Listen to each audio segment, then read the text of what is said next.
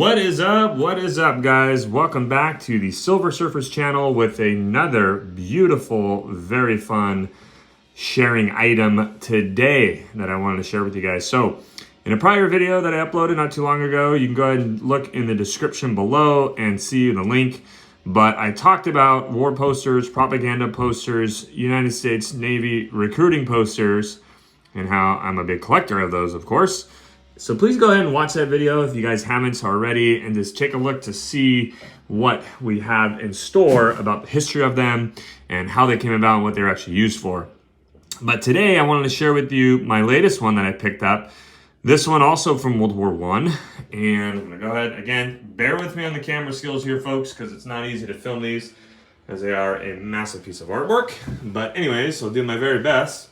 So we'll kind of start from the top here, as you can see. Zoom in a little bit for you and just take that in, if you would. What an incredible image. Absolutely beautiful, absolutely powerful image here, and all the way down to the end there. So what you see in front of you, this is a U.S. Navy recruiting poster all the way back from World War I, circa, so the early 1900s. And this one was done by a very famous illustrator that some of you hotshots out there might actually have heard the name before. James Montgomery Flagg. Go ahead and Google him and you'll probably see an image pop up that I'm certain almost everybody in the United States and possibly many parts of the world have already seen. But it's the image of Uncle Sam, most likely, pointing at you saying, "I want you for the U.S. Army." And that image it's still used today, actually, on a lot of different kind of playoff things, if you would, for recruiting and just kind of joking around and stuff like that. But in all seriousness, that was a very powerful image, and one that most people know that was done by Mr. Montgomery Flagg. This is the only World War I Navy recruiting poster that Mr. Flagg did do, and so of course I had to have it. He was a very famous illustrator, inducted into the Illustrators Hall of Fame, had a very successful career with the Saturday Evening Post magazine, another famous illustrator, Norman Rockwell, did a lot of different things for that magazine too. But Mr. Flagg was no different in his ability to just create some amazing images. So this one here, in the very top left corner, has a saying, "The Navy needs you, don't read American history, make it." And you can see this sailor here and his Cracker Jacks hanging on the edge of some young man who's reading the newspaper there. And he's telling him, "Look, man, come this way. Instead of reading about history, why don't you join the Navy and make it?" In the background, you got a battleship there setting off to sea. You got some other ocean and wave scenes there with ships in the background, and they're standing kind of on this bluff here. That I think is just absolutely fantastic. U.S. Navy recruiting station there in the bottom. And then this is the printer's mark here, which says the H.C. Minor Lithograph Company out of New York. Excuse me.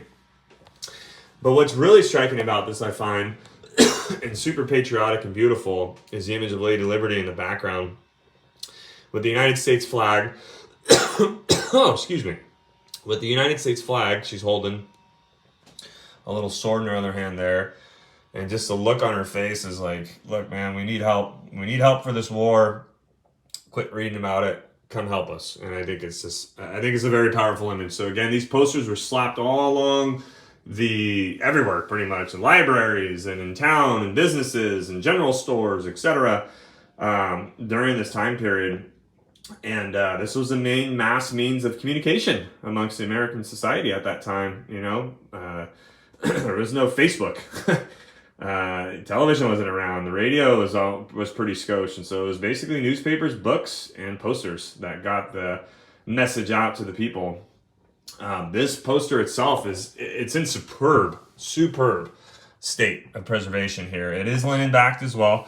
Please visit my first video on posters, and you'll see the process I was talked about and described the process of linen backing and why it's important. But it is linen back. The poster actually ends right here on this edge, and then the linen backing is back there afterwards. Just some small tape residue marks that were removed, tiny little about an 1.5 inch tear up there that's been restored. I mean, for something that's over 100 years old, a piece of paper that was slapped up on a wall somewhere, and to be in this condition is phenomenal. This is very challenging to get it in this beautiful condition. Actually, the guy that I bought this poster from is he's also the gentleman who wrote the reference guide on World War II posters, and it's such a great book. He did such a phenomenal job. He's been in this business for about 40 plus years now, buying and selling and dealing in antiquities of rare posters and books and stuff like that.